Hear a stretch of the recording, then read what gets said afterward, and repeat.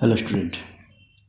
आज की इस वीडियो में हम बात करने वाले हैं पूर्ति की लोच के बारे में, यानी कि इलास्टिसिटी ऑफ सप्लाई। आप क्या समझते हैं पूर्ति की लोच के बारे में? पूर्ति की लोच किसी वस्तु की कीमत में होने वाले परिवर्तन के परिणाम स्वरूप उसकी पूर्ति में होने वाले परिवर्तन की माप है।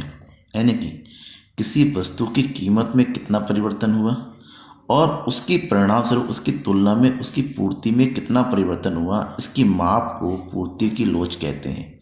पूरी कॉन्सेप्ट को समझाएंगे आज आपको, पूर्ति की लोच की श्रेणियाँ।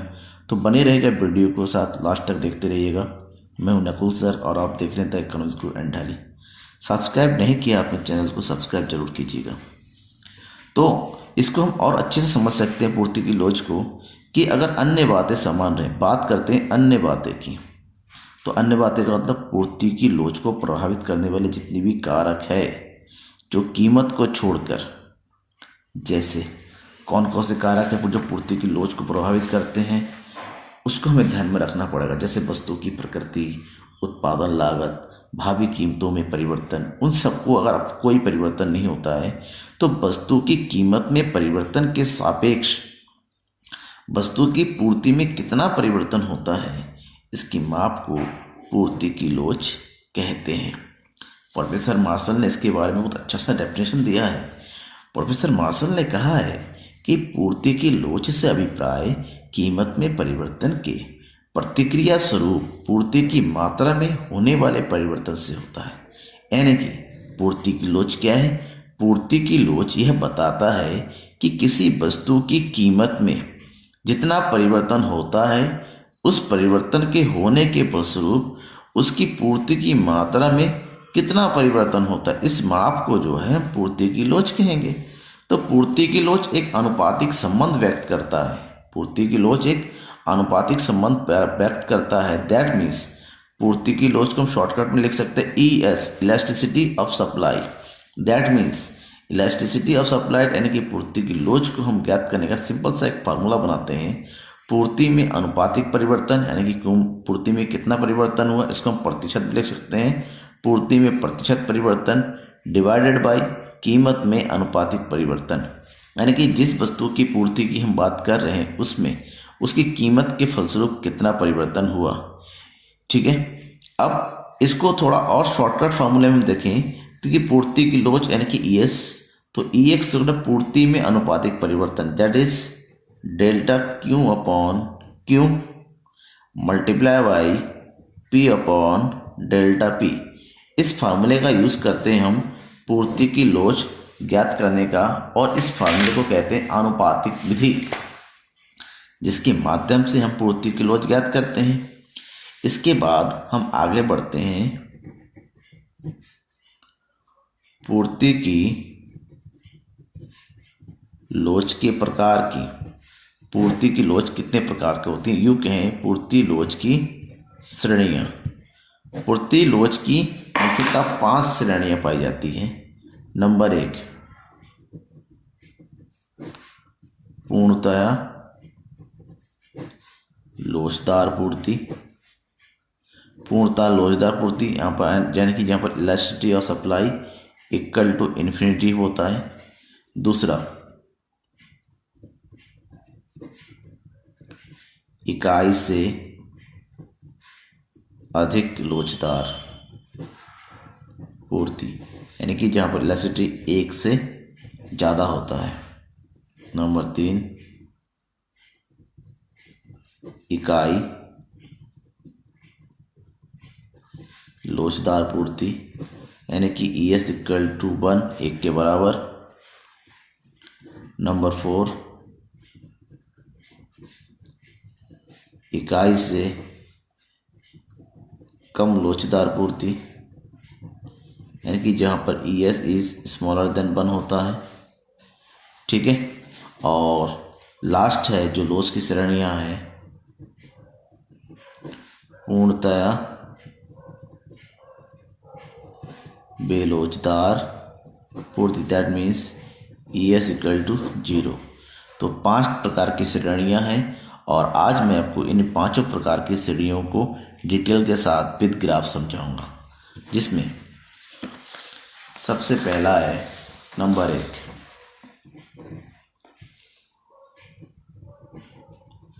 पूर्णतया लोचदार पूर्ति। पूर्णतः लोचदार पूर्ति किसे कहते हैं? इसका मतलब ये हुआ जब कीमत में कोई परिवर्तन नहीं हुआ, यानी कि जब कीमत में परिवर्तन बिल्कुल भी ना होता है या बहुत ही कम होता है, कीमत में परिवर्तन 0 होता है, उसके बावजूद वस्तु की पूर्ति में परिवर्तन होता है। ये परिवर्तन कैसा होता है? अधिक परिवर्तन होता है। दैट मीन्स ऐसी स्थिति को पूर्णतः लोचदार पूर्ति कहते हैं। और इसका जो ग्राफ बनता है बिल्कुल एक्स एक्सिस से सीधे बनता चलता है, क्योंकि कीमत, यानी कि इसको कीमत बोलेंगे, कीमत में तो कोई परिवर्तन नहीं होता है, लेकिन उसके बावजूद उसकी पूर्ति में क्यों से बढ़कर वो पूर्ति क्या हो जाता है? क्यों बन जाता है। तो इस स्थिति को हम बोलेंगे पूर्णतः लोचदार पूर्ति। यहाँ पर P = 0 होता है और Q जो है अधिक होता है। दैट मीन्स जो आपका आंसर आएगा ES = वो हमेशा इन्फिनिटी होगा। दैट मीन्स 0 को किसी नंबर से डिवाइड करेंगे, मान लो 2 से 3 से, उसका आंसर इन्फिनिटी होता है क्योंकि डिवाइड नहीं होता है। ठीक है, तो पहला हो गया पूर्णतः लोचदार पूर्ति। नंबर 2,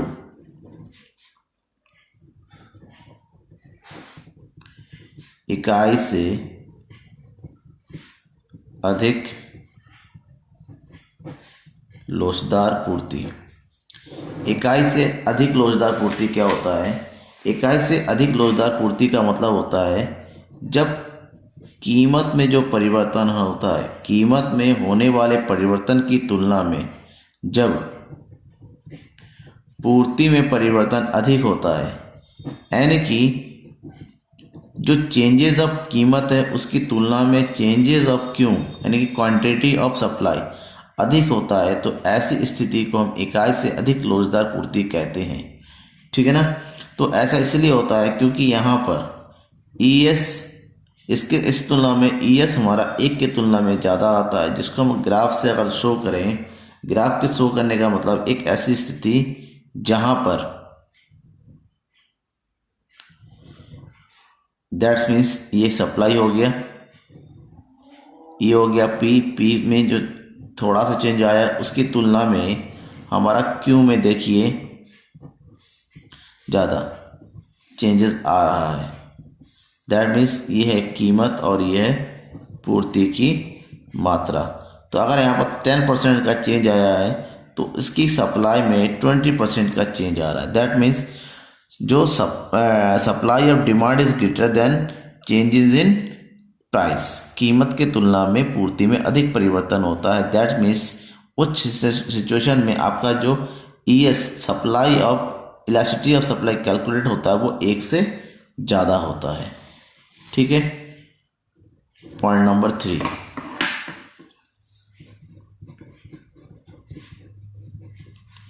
इकाई लोचदार पूर्ति।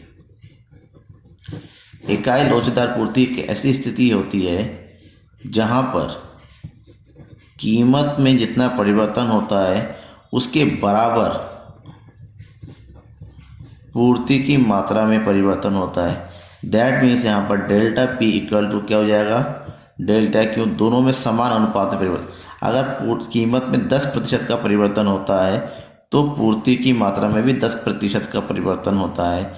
इसीलिए इसका जो ग्राफ बनता है वो बिल्कुल सीधा बन जाता है 45 डिग्री के एंगल में। यहाँ पर दोनों में समान परिवर्तन शो किया जाता है। ठीक है ना। दैट मीन्स यहाँ पर अगर जितना गैप होता है यहाँ के बीच में भी उतना ही आपका चेंजेस होना है क्वांटिटी में भी। ठीक है। इसीलिए इसका आंसर हमेशा ES = क्या आएगा? 1 आएगा। स्टडी नंबर 4,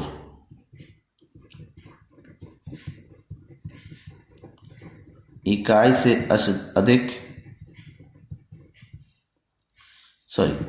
से कम लोचदार पूर्ति। इकाई से कम लोचदार पूर्ति एक ऐसी स्थिति होती है जहां पर कीमत में जितना परिवर्तन होता है उसकी तुलना में पूर्ति में कम परिवर्तन होता है। यानी कि यहाँ पर delta P is greater than delta Q होता है। अगर पी में 20% का परिवर्तन होता है तो उसकी तुलना में पूर्ति की मात्रा में केवल 10% का परिवर्तन होता है। इस सिचुएशन में जो ग्राफ तैयार होता है वो कुछ इस तरह से तैयार होता है, जहाँ पर कीमत में ज़्यादा गैप शो होता है 20% का, लेकिन उसकी तुलना में जो क्वांटिटी ऑफ सप्लाई है वो कम परिवर्तन होता है। इस सिचुएशन को हम जो है इकाई से कम लोचदार पूर्ति करते हैं, जब इसका जो कैलकुलेशन था ई एस वो हमेशा 1 से कम रहता है। ठीक है ना। अब हम बात करते हैं लास्ट श्रेणी की, श्रेणी नंबर 5, पूर्णतया बेलोचदार पूर्ति। पूर्णतः बेलोचदार पूर्ति का मतलब होता है कीमत में तो परिवर्तन होता है, कीमत में परिवर्तन तो होता है अधिक, लेकिन पूर्ति में परिवर्तन बिल्कुल नहीं होता, ये 0 होता है। ठीक है ना। दैट मीन्स यहाँ पर कीमत में परिवर्तन भले कितना भी हो जाए, पूर्ति में कोई परिवर्तन नहीं होता है। इन दिस सिचुएशन आपका कीमत में परिवर्तन तो हो रहा है बट क्वांटिटी अपनी जगह पर बना हुआ है सेम, इस तरह से। ठीक है ना। इस सिचुएशन में जो पूर्ति वक्र बनेगा बिल्कुल सीधा खड़ा बनेगा। ठीक है। तो ऐसे में यहाँ पर हम कैलकुलेट करें ई एस, तो ई एस हमेशा 0 कैलकुलेट होगा, क्योंकि जो पूर्ति में परिवर्तन नहीं हो रहा है जबकि कीमत में परिवर्तन हो रहा है। सो हम किसी भी चीज़ को अगर पूर्ति यानी कि कीमत में परिवर्तन, कीमत नीचे रखेंगे पूर्ति ऊपर रखेंगे, इसका आंसर 0 ही आना है। ठीक है। Thank you.